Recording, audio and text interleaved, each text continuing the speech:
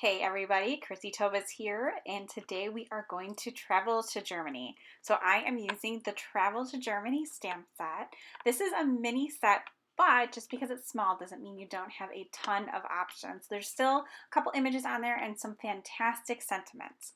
So I'm actually going to do a little bit of no line watercoloring. So I'm using the Ink on 3 watermark ink. So this thing's pretty cool because you stamp it and you can still kind of see what you're doing, but then as you add your markers or your colored pencils and it reacts with water, the lines just go away. So all you're left with is really your coloring. So you do get that no line effect that we all love so much because it literally looks like we just colored it in from scratch, like we didn't even stamp it, right?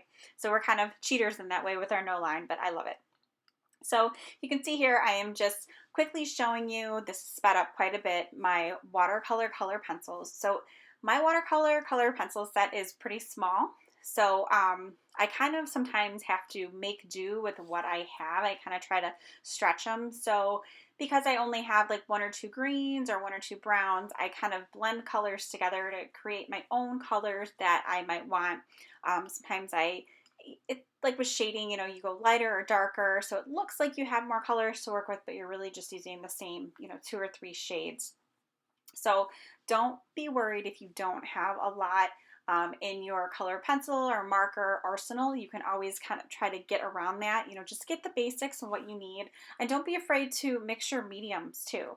So even though I'm using watercolor pencils here for his skin tone, I am actually going to use a watercolor marker because I have absolutely no pencils that will work. So it's completely okay to mix as well. Don't feel that you need to stick with the same thing. If you want to add regular markers in or color with inks or regular color pencils or crayons, whatever you want to do, go ahead and do it. There's no wrong way to color anything in. So as I've been blabbing, I've been coloring here. So you can see I just add some color down and then I use a water brush. You could use a regular paintbrush with like a cup of water, whatever you want to do. I like the water brush. It's something I've been using for a long time, so I feel really comfortable with it. There is a teeny bit of a learning curve just because you have to kind of get used to how much water to squeeze out, but it's just like using a regular paintbrush. Keep that paper towel off to the side so you can kind of brush off extra water, brush off extra color. So I mean, just, practice with it.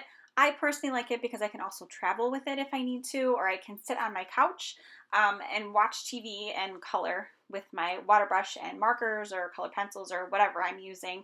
And it's just the cleanup's a lot easier because I don't have a cup of dirty water.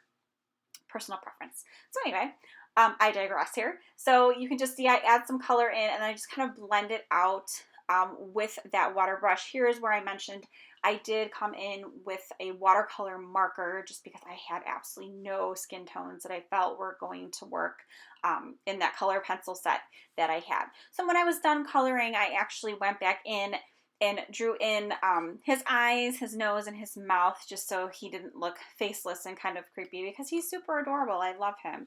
He's the little German Oktoberfest guy. I did 23andMe and I am like 50% German, so kind of love this one. And it makes sense because I absolutely love like German food. So guess what? This set really kind of speaks to me. So when I saw it was coming out, I was really excited about it and I jumped on it right away because kind of makes sense why I love all things German. It's in my heritage, which I knew a little bit about, but I didn't know I was that much German, so kind of cool. Again, totally off topic. So to make this guy pop out a little bit, because he is so soft with having the no lines, I came in, this is a glitter marker. So these are kind of cool because you can treat them like watercolors. So I'm using a glass mat. You could just use anything that's like a palette or a laminated sheet or a piece of acrylic, even a stamping block. I just kind of plop some color on there and then using my water brush, I come in real light. I don't want to have too much, so I only take a real teeny bit of the color and then I keep coming back in and adding more color as needed. So I just did this so he kind of pops out a little bit because like I mentioned, he is really soft looking. I mean, even from this video, you can't really see all of the detail unless you're up close, which is fine. I mean, I'm totally good with that, but I just kind of felt like he needed something behind him to make him stand out. And I didn't want to just do like a shadow by his feet. So I kind of like the way that this looks. And you'll see we're also going to add a couple splotches to the card. I love creating my own background. So we're just going to make a real simple background. He's the star of the show here, but we're also just not going to leave a blank piece of watercolor cardstock there, which is what I stamped on. I never mentioned that in the beginning. This is watercolor cardstock. So I covered him up, and these are more sparkle markers. So you can see the same water brush. I'm using the same tools like this entire video for the most part, and I'm just going in, picking up some color, and then splattering it on there. If you need to use a heat gun in between, feel free.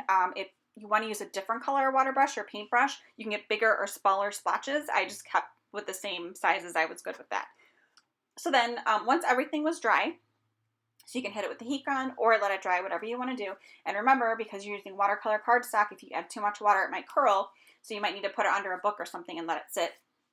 I stamped that sentiment on, and now I am assembling it to my card base, which is the black card base. And I'm using 3D foam squares, and then I'm using the prehistoric sequins. Coincidentally, those matched perfectly. They match my little perfect German guy almost to a T. It's like the same color scheme with the greens and the browns and the yellows, so I was really excited about that. And I'm just adhering those with some dots bling so I don't have any liquid adhesive. So this is the final card. Thanks so much for stopping by. I hope you have a great day.